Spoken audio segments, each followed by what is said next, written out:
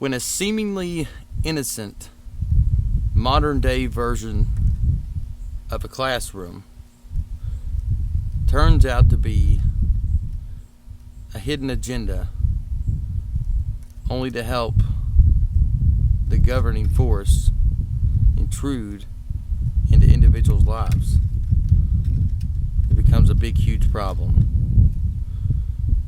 In community, there's one thing that can make a community, and there's one thing that can definitely break a community, and that is trust. A Baltimore County family is warning other parents after they say police were called to their house over something that happened during a virtual school lesson.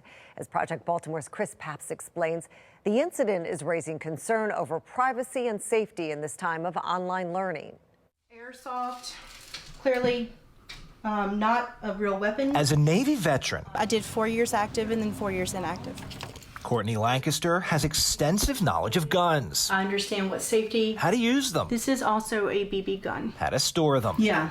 These BB guns belong to her 11-year-old son, a Boy Scout in 5th grade at Seneca Elementary School. He's a very, intellectual child, but he's all boy as well. He loves to be outside and play and, ride his bikes and that sort of thing. And in his pursuit to become an Eagle Scout, Courtney says her son has learned how to shoot a BB gun and an airsoft gun.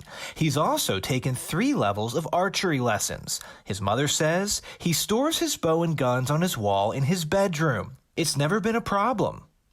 Now, guys, keep in mind, this is all still very new.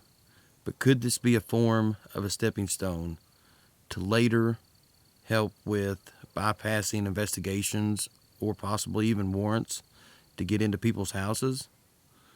Could this new virtual classroom be considered a gun-free zone, which would involve almost every single home in America, like normal, today's age, traditional classrooms are? I mean, these are things we really got to think about because it's happening already. What did you think when police pulled out front? I had no idea what to think. I've never been in any legal trouble whatsoever. I've never had any negative encounter with law enforcement, but I had no idea. I really didn't know what to think. Courtney says she was home with her son, who's been doing virtual learning since school shut down in March. So I answered the door.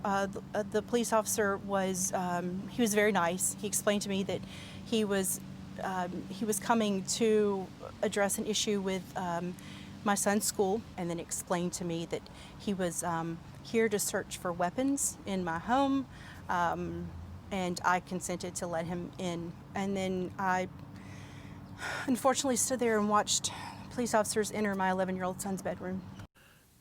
Now, what you have here is something that we've never seen before in the history of police.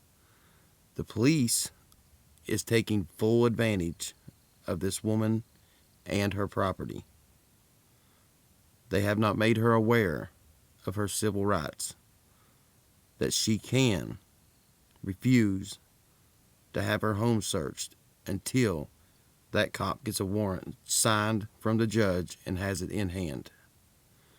But they're already doing it, and this is early, and I've looked online to try to find other cases and stuff, and I cannot find anything to do with public schools and this new virtual classroom setting.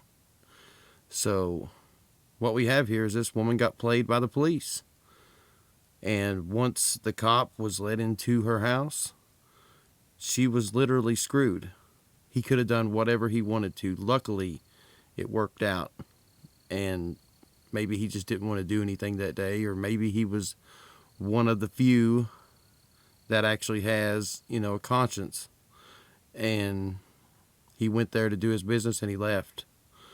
But regardless of the fact, no matter the situation, guilty or innocent, you never let a cop come into your home or come into your vehicle without a judge-signed warrant in hand. Period.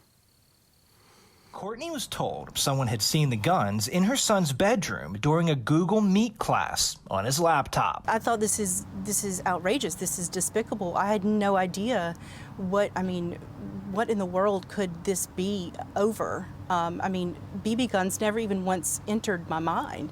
How many 11-year-old boys have BB guns, According to emails between Courtney and a school administrator, a screenshot was taken during the online class. The principal of Seneca Elementary was notified. Courtney says she was told the school safety officer then called police. I felt violated as a parent for my child who's standing there with police officers in his room, as just to see the fear on his face. Courtney says the police officers were in her home for about 20 minutes and found no violations. No laws were broken, no dangers present. They left without any further action. There's a Nerf right here. But Courtney wasn't done. Since that day, she has written school administrators, a superintendent, and the school board demanding answers. She says the principal initially compared a weapon in a virtual class to bringing a weapon to school. She was also told she could not see the screenshot of her son's bedroom because it is not part of his student record. So one thing for sure that we do know now is that the school's security officer is the person responsible for taking the screenshot and sending it to the police without notifying the parents, without notifying anybody that should have been notified.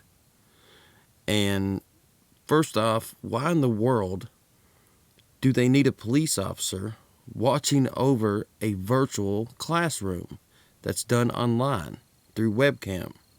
It makes no sense.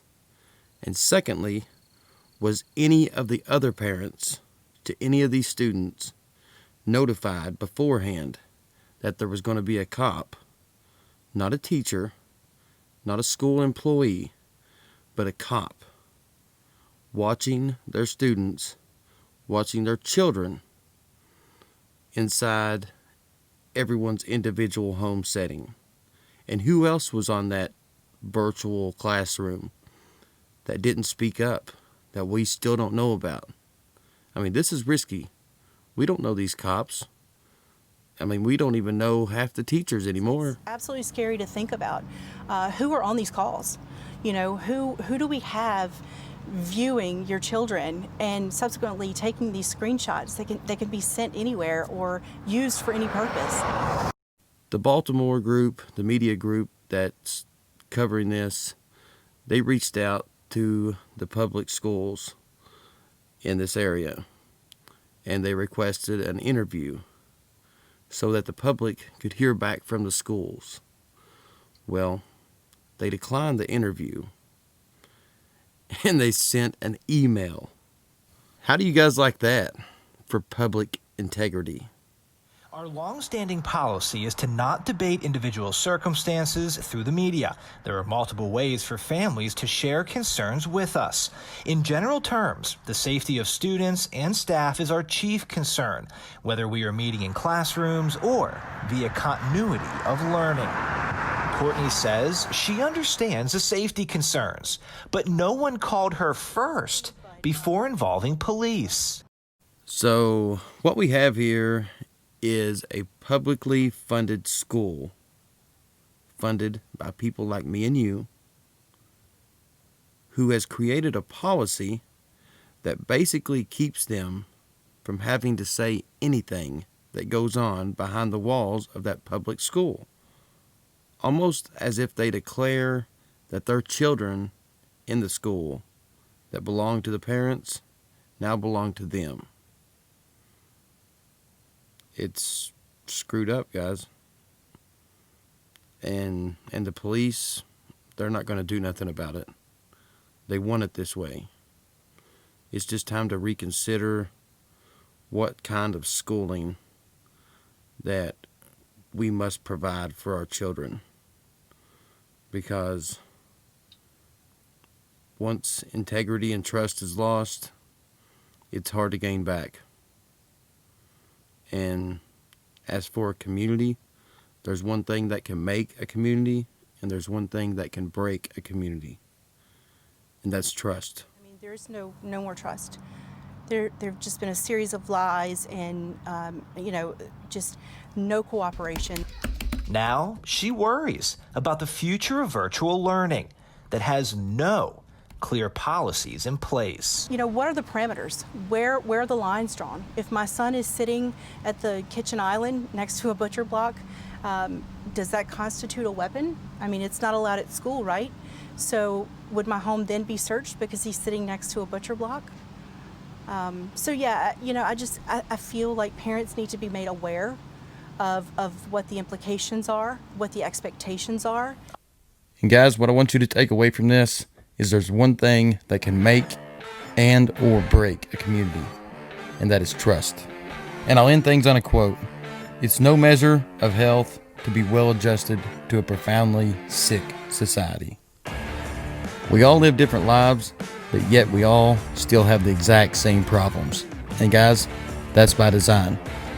If you all enjoy these videos I make, please make sure and leave a thumbs up, hit that subscribe button, and share these videos on all your social media platforms. Also, hunt me down and find me on BitChute, Patreon, and other social media platforms. Other than that, guys, I will see you all in the next video.